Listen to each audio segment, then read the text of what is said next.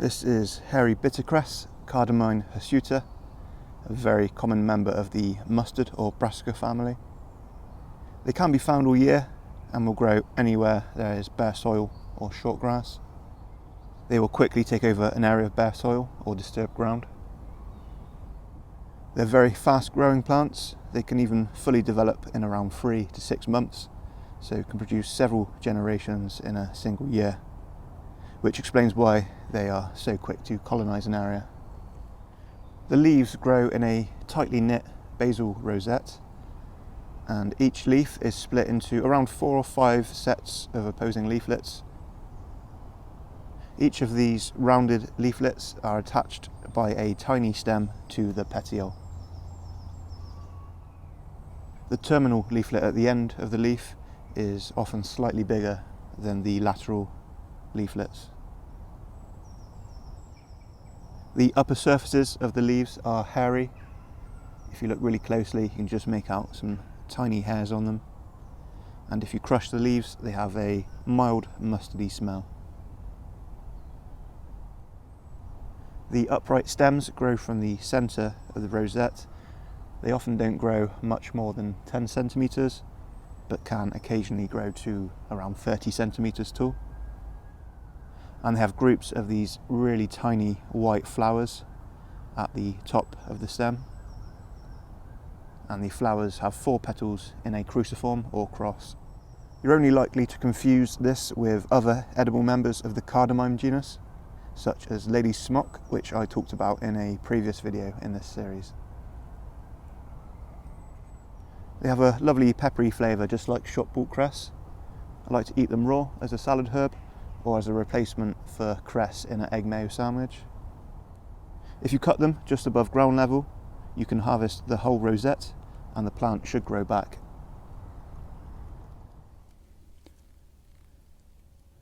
These are Scarlet elf cups, a pretty cool looking edible mushroom.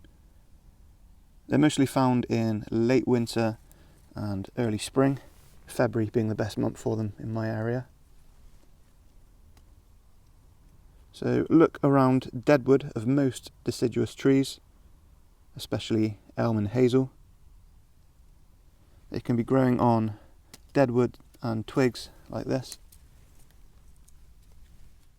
or they can be growing straight out the ground like these ones, probably from twigs or roots just under the surface.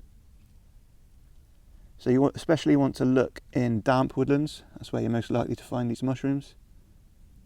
And you can see here we've got lots of damp loving plants.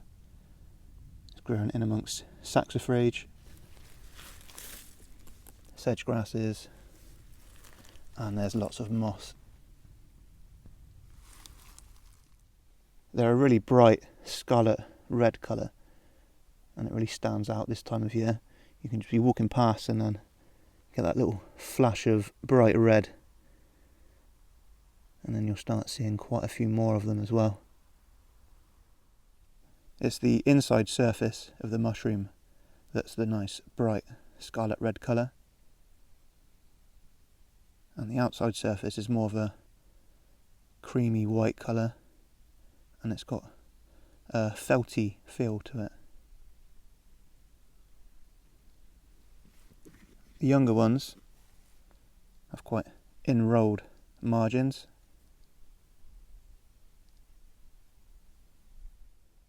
If you can carefully remove one without breaking the stem, then you can see they've got stems that taper towards the base.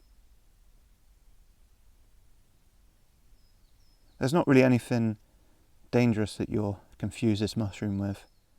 The only lookalikes are the ruby elf cup, which is almost identical and is edible, and the orange pill fungus, which looks similar but is bright orange, and that's edible too. I either eat these mushrooms pickled or quickly sautéed. Anyone who's picked a decent amount of these to preserve will know that they can take a long time to clean. It can be quite fiddly to remove all the dirt and the moss. They've got a mould flavour similar to shop bought mushrooms.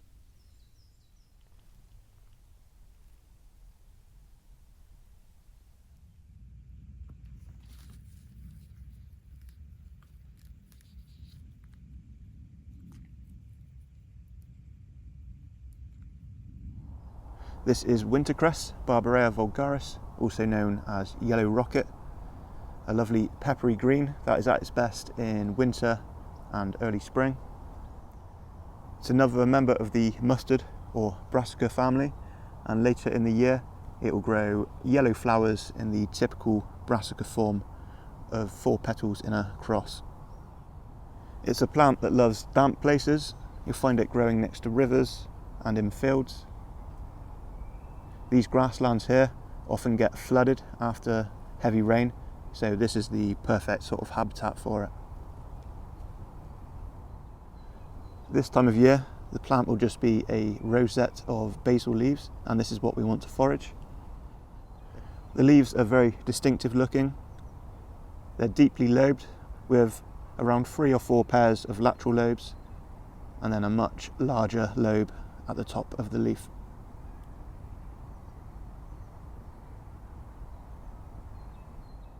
The leaves can be eaten raw or cooked. I'll eat them raw, just shredded and added into a salad with other greens. Or you can steam them and use them as a green vegetable. It's recommended not to eat too much of this plant raw because it's really high in vitamin A, which can apparently cause kidney problems if eaten in excessive amounts. But I do still eat some of this plant raw in moderation, it's fine.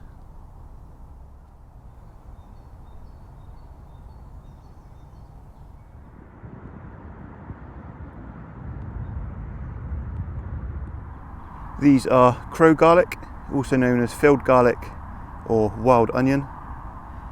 It's a member of the onion or Allium genus, and it's a very common grassland plant. It will usually grow up to around 20 to 30 centimetres tall, but it can grow upwards of 50 centimetres in the right conditions. So they grow in small dense clumps, and you'll see lots of these clumps quite close together, and when you're walking past it can be quite easy to just mistake them for grass, but you'll see it's got a slight bluish tinge to them compared to the grass next to it.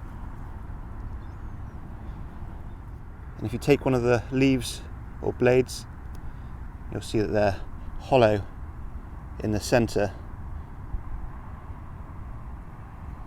And also if you crush the leaves, you'll get that unmistakable onion smell. The onion or Allium genus is a really good one for foragers because they all have that distinctive onion smell, and all alliums are edible. The bulbs can also be harvested. It's best to do this in winter and early spring before the plants start to develop their flowering stems, otherwise the bulbs become tough and woody. And these bulbs taste just like spring onions or scallions if you're from the States. You're very unlikely to mistake crow garlic for anything toxic. The only things you'll really mistake it for are grass or reeds. And these reeds are solid, they're not hollow. And like I said, the main thing you want to be checking for is the onion smell. Walking through this meadow, you'll be easily mistaken to think this is all just grass here, but if you crouch down and you start to see the crow garlic pop out, you start to see the clumps of the bluish colour stand out, and there's loads of crow garlic here.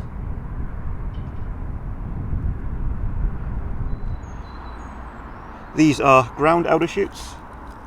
If you're a gardener, there's a good chance you have a strong disliking of this plant because it's well known to take over gardens and allotments and is very tough to get rid of. However, it's a really good edible with a taste between carrot and parsley, and it was a popular garden herb in the past. You can also harvest this plant in the spring when its larger stems make a good vegetable, but I stop harvesting the plant once it starts to flower in early summer as it goes very bitter. The opened leaves like this are edible, but they're quite tough and not particularly tasty. You want to be going for the shoots like this, where the leaves are still unfurled and they're a brighter green than the opened leaves, and the leaves are slightly translucent at this stage. It's a very common plant that can quickly colonize large areas, and any patch of bare soil in this woodland is covered by this ground elder. So to find it, look in partially shaded woodlands or along country roads, or you may have it in your garden. Here's what the leaves look like when they're opened. The leaves are divided into 5 leaflets, though it looks like 7 leaflets.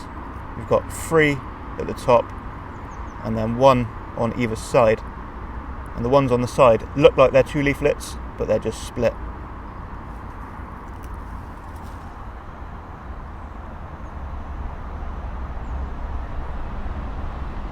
Also, the margins of the leaves are serrated. If you crush a leaf and smell it, you'll get a fairly strong smell between carrot and parsley.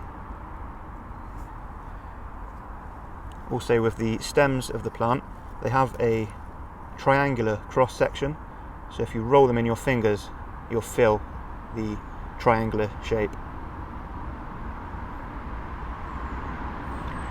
So these young shoots make a good salad herb,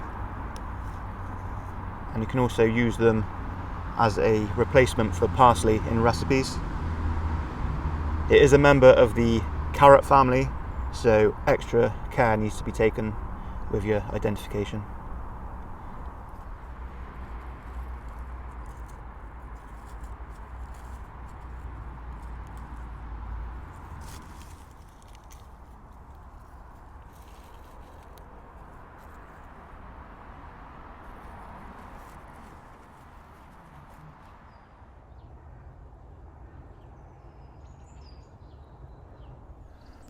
From mid to late winter, you can harvest these first shoots of 3-cornered leek.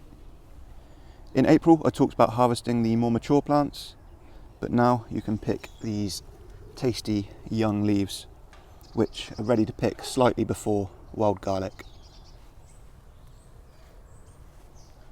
3-cornered leek is another member of the onion or Allium genus, so it has that distinctive onion smell, especially when you crush the leaves. And remember, in the UK, this is a highly invasive plant, so you'll be doing the local environment a favour by picking as much as you can. And because it's highly invasive, if you're in the UK, feel free to uproot as many of the bulbs as you want.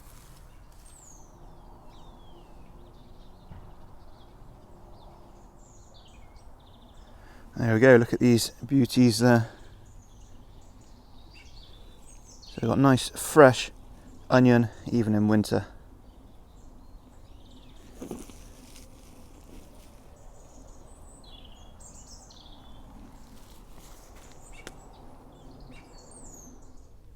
So that's a full year of foraging and the end of this series. Soon it'll be spring again, my favourite time of year for foraging.